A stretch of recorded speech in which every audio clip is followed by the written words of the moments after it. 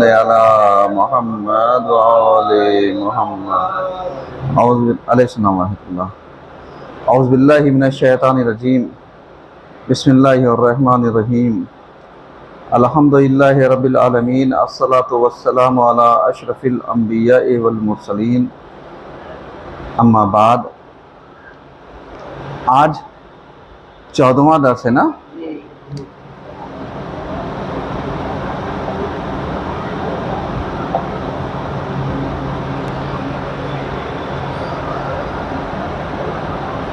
किसके जहन में है कल हमने कहाँ तक बातें पढ़ाई थी? है जहन में कुछ? ये क्या वजह है कि लोग इतिहास से भटक गए हैं, इसको बताना था। बात ये पढ़ेगी।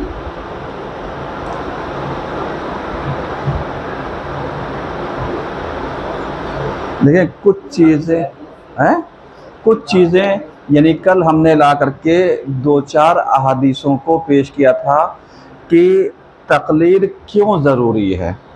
क्योंकि बहुत सारे अफराद यानी जो इसके ऊपर ऑब्जेक्शन करते हैं, एतराज़ात करते हैं और एतराज़ात अपने हिसाब से बना करके पेश करते हैं, तो उनके लिए कल हमने 2-4 अहादीसों का खुलासा जिसमें यही था कि फ़क़द जअलतहु अलैकुम हाकिमा, यानी अल्लाह ने हाकिम को, आलिम को क्या बनाया है? हाकिम बनाया, यानी आलिम को हाकिम बनाया है। दूसरी चीज़ थी क़द जअलतहु अलैकुम क़ाज़िया, यानी हमने इनको तुम्हारे ऊपर क्या बनाया है? काजी बनाया है। अब अगर इस चीज़ को और भी ज़रा सा एक आधे नज़रिए से हम लोग चलें तो इसमें और भी बातें क्लियर हो सकती हैं। किस एतबार से? एक पैगंबर की हदीस हम चलते हैं कि जिसमें पैगंबर ने इरशाद फरमाया, यानी ये जो हदीस नकल कर रहे हैं हमारे छठे इमाम नकल कर रहे हैं कि अन अबी अब्दुल्लाह क़ाल क़ाल रसूलुल्लाह यहमिलु हाज़द्दीना फ़ी कुल्लि क़र्निन अदूलुन युनफ़ौना अन्हु तावीलल मुब्तिलीन व तहरीफ़ल गालीन व इंतहालल जाहिलीन।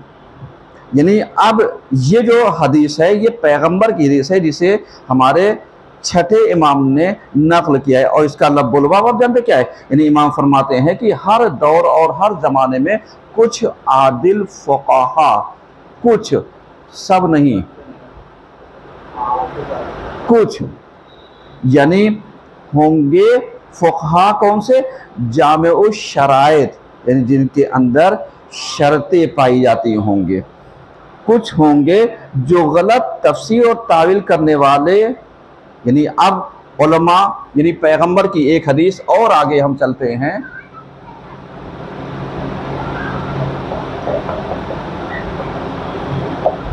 पैगंबर की हदीस जो नकल की गई है, कौन सी नकल की गई है? यानी यहमिलु हाज़द्दीना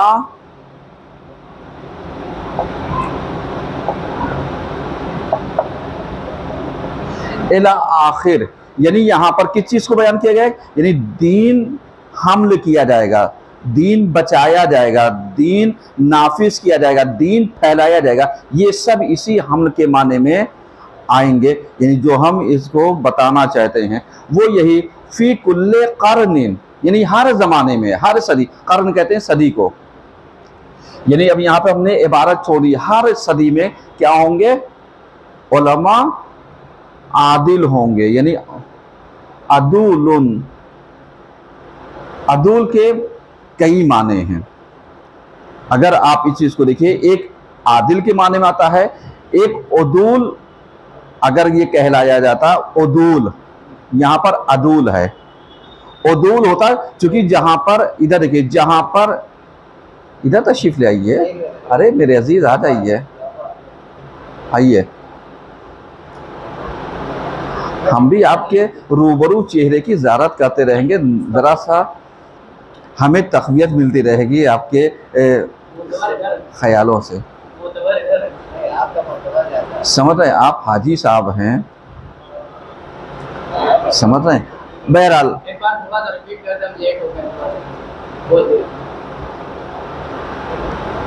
देखिए, कल हमने जहाँ तक बहस छोड़ी ताकि जो लोग लेट हुए हैं उनके लिए भी, कि ये था कि तकलीद क्यों ज़रूरी है। तो उसमें ये था कि अल्लाह ने उलमा को हाकिम बनाया है, उलमा को काजी बनाया है। अब जब उलमा को काजी बनाया और हाकिम बनाया है, तो फिर हम कौन होते हैं इनके ऊपर हुकूमत करने वाले। सही है। अब इस तरीके से अलैहिस्सलाम एक हदीस आज हम और आपकी खिदमत में अर्ज कर रहे हैं, जो वसाइल शिया जिल्द 18 की है और हदीस नंबर 43 है, जहन में रहे। और ये हदीस जो पेश कर रहे हैं ये हमारे छठे इमाम ने रसूलुल्लाह से नकल किया है।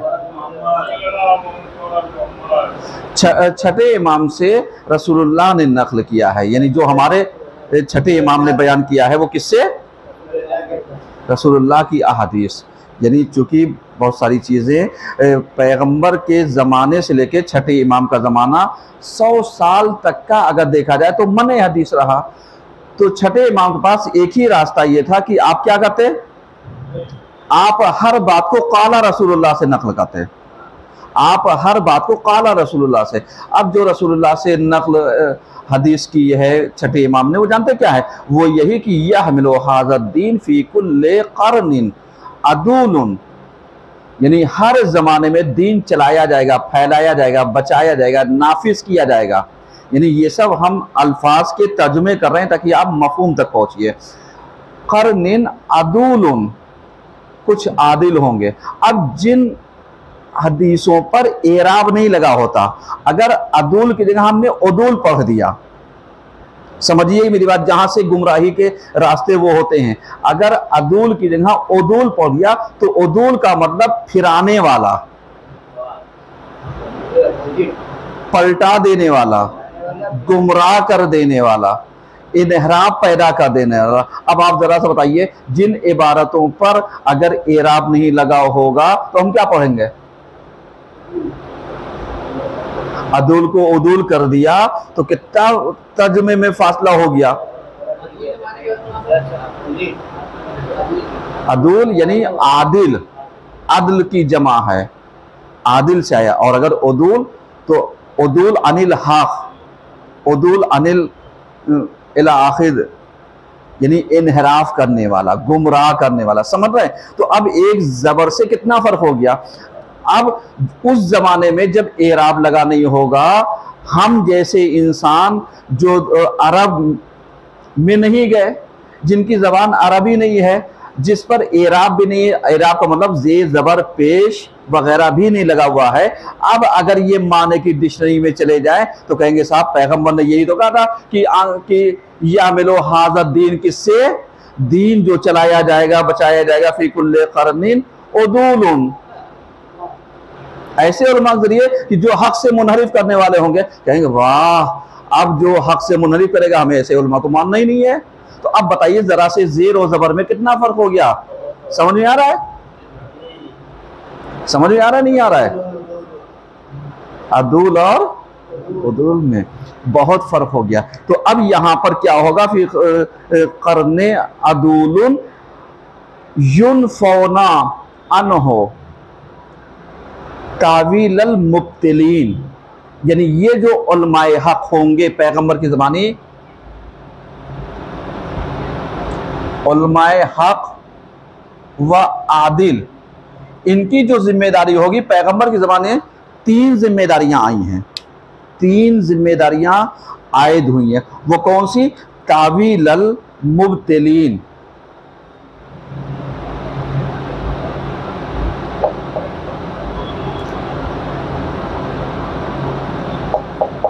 एक यानी वो चीजें कि जो लोग गलत नजरिया पेश कर रहे होंगे ये सही नजरिया पेश करेंगे, यानी जो गलत फिक्रों को राइज कर रहे होंगे, दीन में गलतियां वो कर रहे होंगे या दीन को बातिल कर दे रहे होंगे, दीन से गुमराह कर दे रहे होंगे, तो इनकी जिम्मेदारी क्या होगी कि उनको गुमराही से निकाल करके कहां पर लगाएंगे? सही रास्ते लगाएंगे। उसके बाद वह तहरीफल गालीन, दूसरी जिम्मेदारी क्या होगी?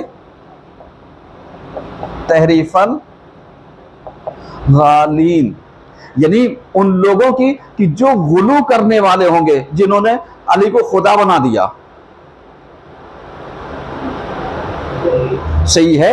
ऐसी फिक्र रखने वालों का ये क्या करेंगे, सख्ती से मुकाबला करेंगे। उस पर तीसरी चीज व इंतहाल जाहिलीन,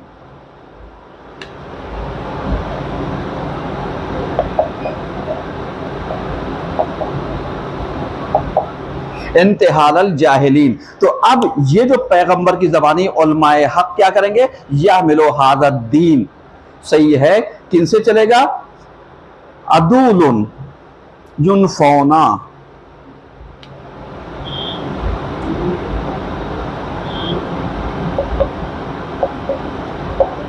अदूलुन, यहां पर हम इसको फिर वो कर दे रहे ताकि किसी के कंफ्यूजन ना हो, उदूल ना पड़ जाए। अदूलुन युनफौना अनहो तावीलल मुब्तिलीन, यानी जो गुमराह करने वाले होंगे, जो तावील यानी नजरिए को खिलाफ पेश करने वाले होंगे, नजरिए को गलत बना करके पेश करने वाले। जैसे मालूम लिया अभी कोई साहब चैलेंज करते हैं, आप बताइए मौलाना साहब कि कुरान में कहाँ लिखा है कि नमाज हम पढ़ें,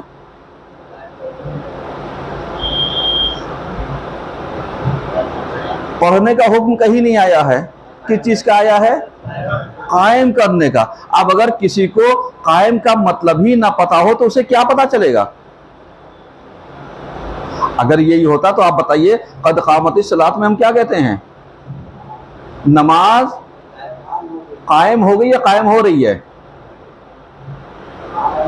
कायम हो गई, जबकि अभी हमने नीयत नहीं बांधी है। लेकिन कद कामतिस सलात का मतलब यही हो गया कि नमाज कायम हो गई है। अब यहां पर यह नहीं है कि हम नमाज पढ़ रहे हैं, अब मतलब समझिए कि अकीमुस सलात का मतलब ही यही हो गया कि साहब आप नमाज कायम कीजिए। कायम का मतलब नाफिज कीजिए, हम अपने ऊपर, हम गैरों के ऊपर। और शुरुआत इंसान अपने से करता है। अकीमुस सलात कहते हैं ही नहीं, इसके बरखलाफ कुरान में ये कहा गया है साहब आप नमाज के करीब ना जाइए, ला तक़रबुस सलात। यहाँ पर तो करीब का मतलब आ गया है, वहां तो समझ में नहीं आ रहा था, लेकिन यहाँ पर करीब का मतलब आ गया, ला तक़रबुस सलात व अंतुम सुकारा। कब नहीं आओगे, जब तुम नशे की हालत में होगे। अब मालूम लिया हमने कह दिया भैया हम तो बाहर नशा करते हैं इसीलिए हम नमाज नहीं पढ़ते हैं, हमने खुद ही नतीजा निकाल लिया। और उसके बाद ये कह दिया साहब कुरान ही तो ने तो मना किया है। अब बताइए नजरिया आपने गलत कायम किया, सही कायम किया है। यानी ऐसे नशे में है कि अपने घर का रास्ता नहीं भूलते हैं, अपना मतलब को नहीं भूलते हैं, अपने जो मफाद वाबस्ता है उसको नहीं भूलते हैं। कैसा नशा है, समझ में आ रहा है। यानी इसका मतलब ये होगा कि नशा हर वक्त नहीं रहता, नशा हर वक्त नहीं रहता। किसी खास मौके के लिए जब इंसान किसी चीज का इस्तेमाल कर ले, हालत सकरात में चला जाए, तो उसे कहा गया सुकारा, इसी से आया सक्र, सही है। मान लो नशे की हालत में, सकरात मौत को कहते हैं। अब यहीं पर इंसान अल्फाज में कंफ्यूजन करते हैं, तो आप ये मौलाना साहब ये पढ़ा रहे हैं, जबकि सकरात के माने क्या है, हालत इंतजार। समझे ना लफ्जों में कितना हेर फेर और कितना खेल है। समझ में आ रहा है सरकार, गौर कर रहे हैं आप। यानी इस तरीके से ये सारी चीजें पाई जाएंगी। तो अब जरा सा अगर हमने सक्र कर दिया, सकार कर दिया, इला आखिर, तो जरा सी चीजों में डामाडोल हो गया। और हम उसी में लड़का ये साहब देखिए, ये मौलाना साहब झूठ भी बोलते हैं उठा करके, यहाँ तो तर्जमा इस कुरान में ये लिखा था और ये तर्जमा ये कर रहे हैं। भैया अगर किसी को ग्रामर नहीं आ रही तो हम क्या करें, किसी को अरबी के ऊपर पकड़ नहीं तो मैं क्या करूं, किसी को डिक्शनरी में सही माने नहीं पता तो हम क्या कर सकते हैं, किसी को अगर इस्तेमाल ना आते हो तो हम क्या करें, किसी को मुहावरात ना आते हो तो हम क्या कर सकते हैं, किसी को सही मानों में आम खास मुतलक मुक़य्यद नहीं जानता तो मैं क्या कर सकता हूं भाई। अगर किसी ने इल्म बलागत नहीं पढ़ा तो हम क्या करें। ये मैं इसलिए बयान कर रहा हूं ताकि वो अफराद जो मौलवी को बहुत हल्के में लेते हैं ना, कि मतलब मौलवी का आता क्या है, मौलवी जितनी इस्तिलाहात बयान करते हैं आप उसकी तारीफ करिए तो जाने, और बने हैं मौलवी के ऊपर क्या हाकिम एक बता और कहिए, ताकि इन हाकिमों की समझ में आए कि बिल्कुल वैसे ही जैसे काट का उल्लू हमारे यहाँ का बहुत सारे लोग हैं, तो हमें ऐसे से होशियार रहना चाहिए कि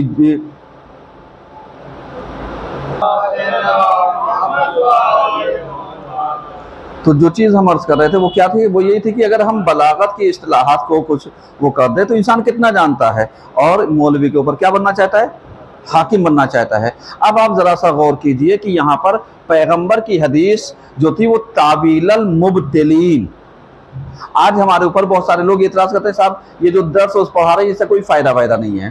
कहा क्यों? कहते साहब हमें उर्दू आती नहीं, हमें हिंदी आती है, हमें इंग्लिश आती है, ये जो आप अरबी पढ़ाते हैं तो हमें नहीं आता। इसका जवाब आप क्या देंगे?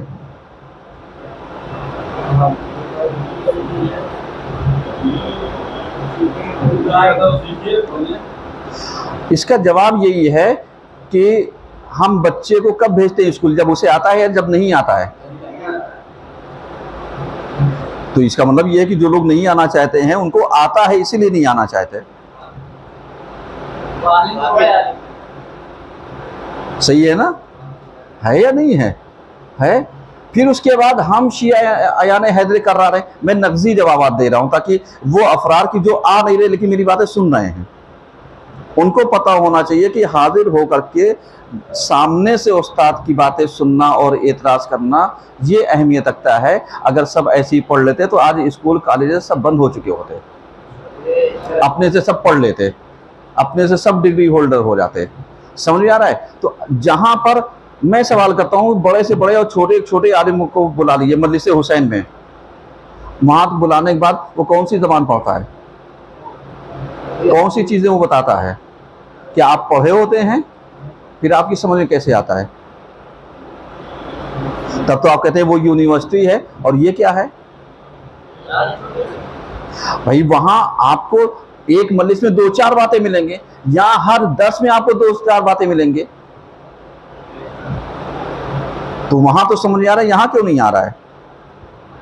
इसका मतलब यही हो गया फी कुलूबिहिम मराज फज़ादहुमुल्लाहु मराज़न, यानी अल्लाह क्या करता है, जिसके दिलों में मरज पाया जाता है उसके मर्जों में क्या कर देता है, इजाफा कर देता है।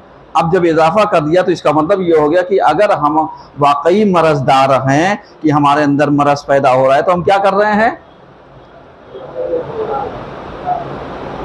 और मरज का मतलब ये नहीं है कि जो हम पेशेंट हो गए, यहाँ पर मरज से मुराद वो चीज़ है, मैं इसीलिए यानी इसकी तफसील बयान की दे रहा हूँ कि यहाँ पर मरज से मुराद वो चीज़ जो हम अपने दिल में पैदा करके इन्हराफ पैदा कर लेते हैं। अब चाहे वो कुछ भी हो सकता है, ज़हनी हो, नफ्सी हो, रूही हो, साइकोलॉजिकल एतबार से हो, हसद हो, गीबत, तकब्बुर, निफ़्वत इला आखिर बहुत सारे सब हो सकता है। समझ रहे हैं? अब उसके बाद आप जरा सा देखिए, अरे सरकार आप बोलते रहिए, मैं सुनूंगा आपकी बातें, बताइए। बिल्कुल। क़ुतिला अलीयुन फिल मेहराब लिशिद्दते क़त्ल अदले, एक और इमाम हुसैन अलैहिस्सलाम को जो कत्ल किया गया था लिबुग़्ज़े अबीक, बाप के बुग़्ज़ में, बाप के हसद में। अब आप बताइए, आप कहते हैं है ही नहीं है।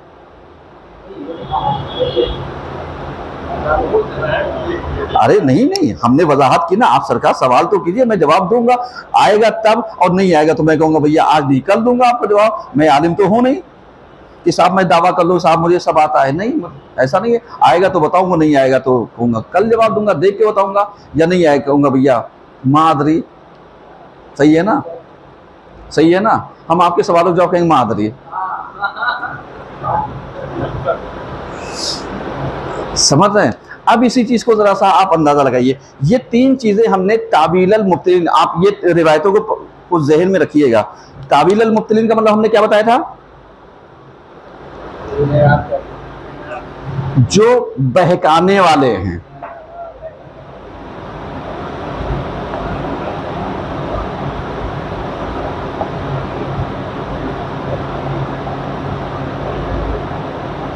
उसके बाद गुमराह करने वाले,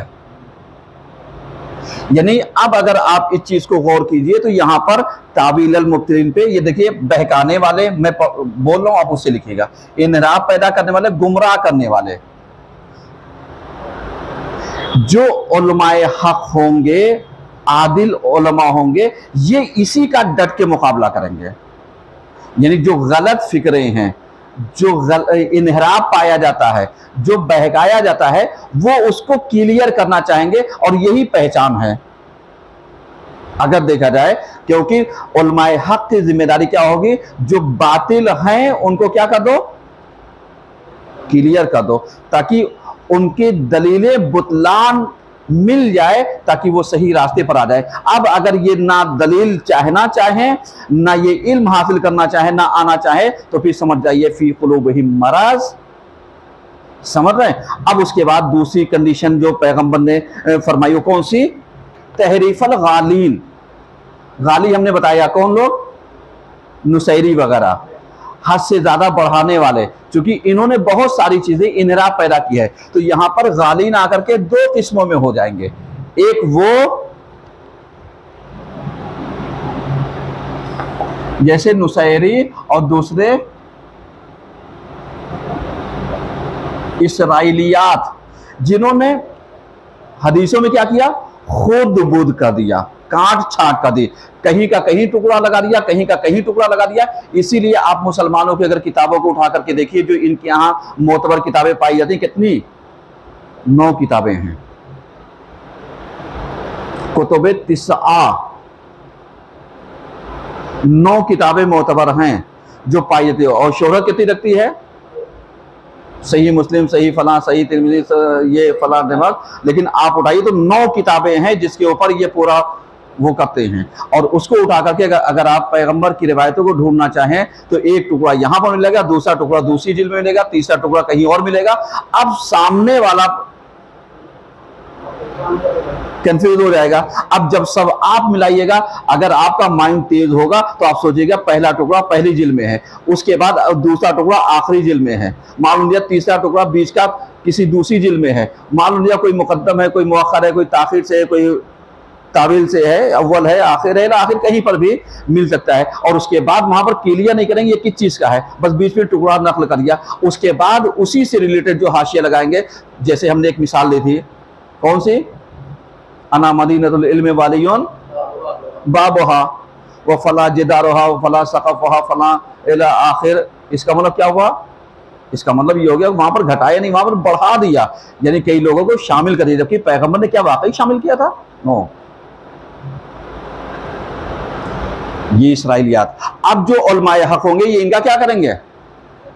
मुकाबला करेंगे। यानी यहां पर हमने तहरीफल गालिन को 2 हिस्सों कर दिया। उसके बाद इंतिहाल जाहिलीन, सबसे बड़ा मसला है। सबसे बड़ा मसला क्या है? जाहिलों का डट कर मुकाबला करेंगे।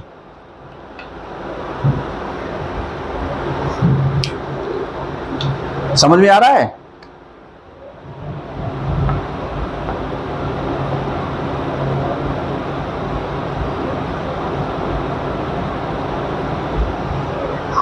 अब पैगंबर की हदीस आपकी समझ में आई? कुछ समझ में आई या नहीं आई? खाली बड़े बड़े सवालात ही आते हैं। समझ में आ रहा है? हाँ, क्योंकि आज हमारे यहाँ यानी मुतासिफाने कहना पड़ता है कि कानपुर के बाद इलाके में यानी तकलीद के मुखालिफिन ज्यादा पैदा हो गए, पैदा किए जा रहे, मिशन चल रहा है। समझ रहे हैं? और जब आज के यूथ को, आज के नौजवानों को जब सही जवाबात नहीं मिलता है तो क्या हो जाता है? गुमराह हो जाते हैं। जैसे अभी हमने आपको अदूल और उदूल में बताया, सकरात और सुकारा में, मतलब अगर आप वो कीजिए तो माने एकदम अलग हो जाएंगे, जबकि सब उसी से आया है। लेकिन कितना फर्क है? बहुत फर्क है। इसी तरीके से अगर आप ढूंढने के लिए आइए तो बहुत सारे अल्फाज ऐसे होंगे जो एक ही लफ्ज आएंगे, जैसे लफ्ज आयन, जैसे लफ्ज वली,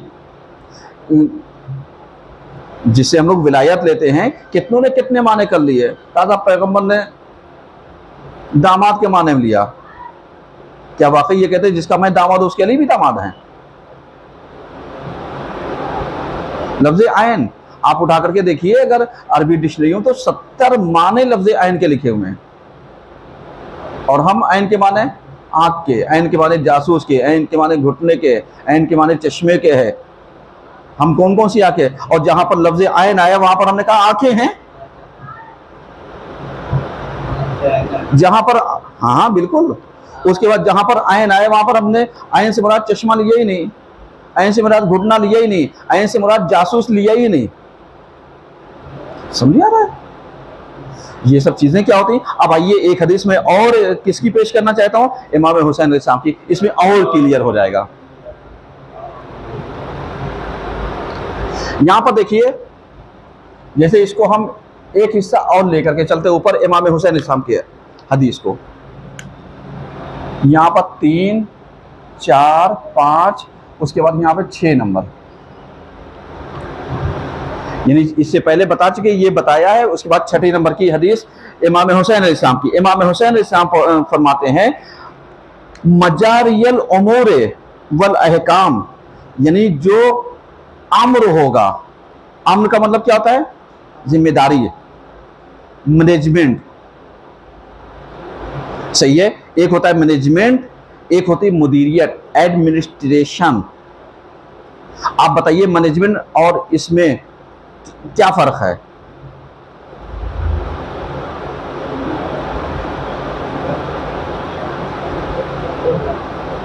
दोनों में कोई फर्क नहीं, बहुत बड़ा फर्क है। मैनेजमेंट और एडमिनिस्ट्रेशन में क्या फर्क है? हैं?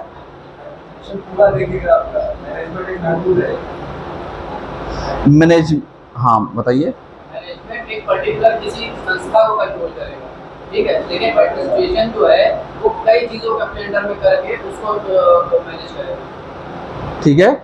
अब इसी चीज को अगर हम ला करके देखें तो जैसे यानी अहादीसों से उलमा को क्या किया गया है, कहा साहब आप अपने इलाके के हाकिम हैं,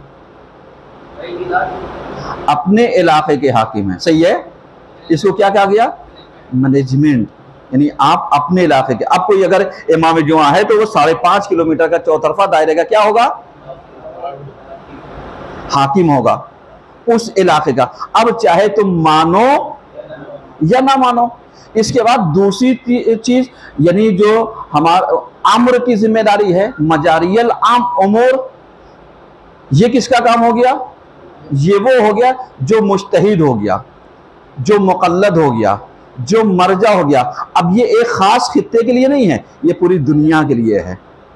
हम क्या करते हैं, हम ना इसे मानते हैं, हम ना उसे मानते हैं, ऐसे लगता है जैसे पूरी दुनिया मेरे चंगुल में है।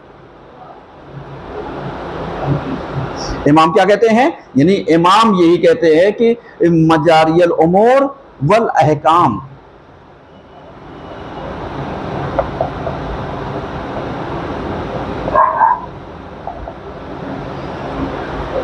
अलैहिस्सलाम। तो ये जो मजारियल उमूर आया, ये क्या आया, यानी जहां से ये चीजें जारी की जाती हैं, नाफिज की जाती हैं, जहां पर ये कानून लागू किया जाता है, उन जगहों पर। तो अम्र से मुराद, यानी जैसे एडमिनिस्ट्रेशन को हम लोग कहते हैं, तो ये एक बड़े खित्ते को संभालता है। तो इसी तरीके से अगर हम इसको समझाना चाहें कि मैनेजमेंट यानी मुदीरियत, या इस चीज को शासन करना या चलाना, ये सब क्या होता है, ये बड़े उससे के। तो अब आलिम अपने इलाके का जिम्मेदार हुआ, और एक मर्जा मुज्तहिद, इसका इलाका महदूद नहीं, ये पूरी दुनिया के लिए ये हो जाएगा। अब जब दुनिया के लिए हो जाएगा तो इमाम क्या कहते हैं, इमाम कहते हैं मजारियल उमूर वल अहकाम अला अहदियल उलमा।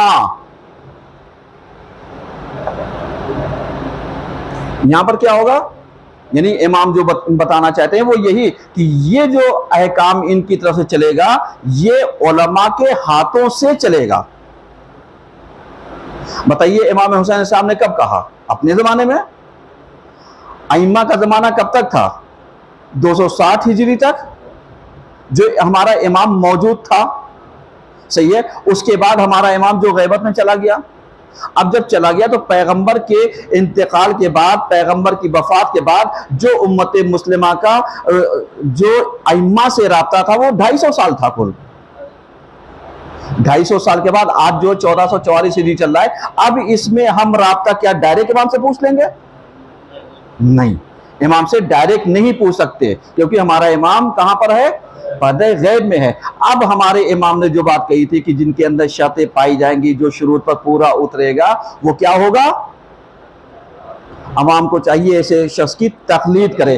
अब इमाम हुसैन अलैहिस्सलाम ने जिस बात को बताया था वो क्या बताया था, यानी मजारियल उलमा, मजारियल उमूर वल अहकाम अला ऐदिल उलमा बिल्लाह, यानी यहां पर बिल्लाह लगा करके यानी एक चीज बता दिया है कि बिल्लाहिल उमाना, ये अल्लाह के अमीन कहलाएंगे। एक ये मजारियल उलमा, दूसरी चीज क्या हो गई,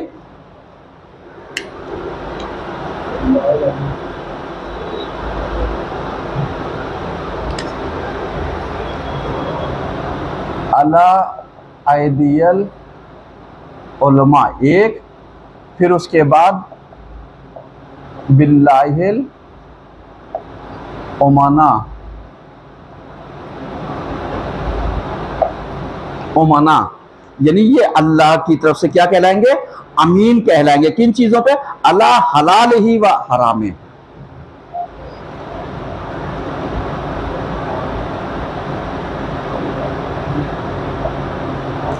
अब यहां पर ईमानदार, आप घड़ी ना देखिए, भी मेरे पास हैं। अब यहां पर अगर आप गौर व फिक्र कीजिएगा, क्योंकि अगर हम बीच में बात छोड़ देंगे तो समझा नहीं पाएंगे जहां तक हम समझाना चाहते हैं। इस चीज को अब आप समझिए कि इमाम ने क्या किया, अमीन बनाया। जब हमसे कहा जाता है फतफक्कहू फिद्दीन, दीन को समझो, तो हम कहते हैं हम तो समझते हैं। छठे इमाम की एक हदीस, हमारे इमाम कहते हैं, ले आओ मेरे चाहने वालों को, पकड़ लाओ, मैं इनकी पुश्त पर इतने ताजियाने मारूंगा ताकि ले यतफक्कहू फिद्दीन, ताकि ये दीन को समझ सके। इमाम कहते हैं कोड़े इनकी पुश्तों के ऊपर बरसाएंगे ताकि ये दीन के अंदर तफक्को कर सके, दीन के अंदर समझ पैदा कर सके। और समझ किस चीज की, हलाल की और हराम की। आज मुज्तहिद क्या करता है, इसी चीज को तो बताना चाहता है, क्या चीज हलाल है और क्या चीज हराम है। समझ में आ रहा है? बाकी इंशाल्लाह बातें जी। यहां पर अला ऐदिल उलमा बिल्लाहिल उमाना अला हलाल ही व हरामे, यानी उलमा के हाथों से ही, उलमा बिल्लाहिल उमाना यानी जो अल्लाह की तरफ से अमानतदार बनाए गए होंगे अल्लाह के जरिए। अब यहां से अलग कर दिया गया उलमाए हक और उलमाए सू को, यानी जो उलमाए हक होगा वो नाफिज करेगा, उलमाए सू जो पैसा लेकर के अपने नजरियात को बदल दे वो इसमें शामिल हाल नहीं होगा। सलवा पढ़िए सब मिल करके।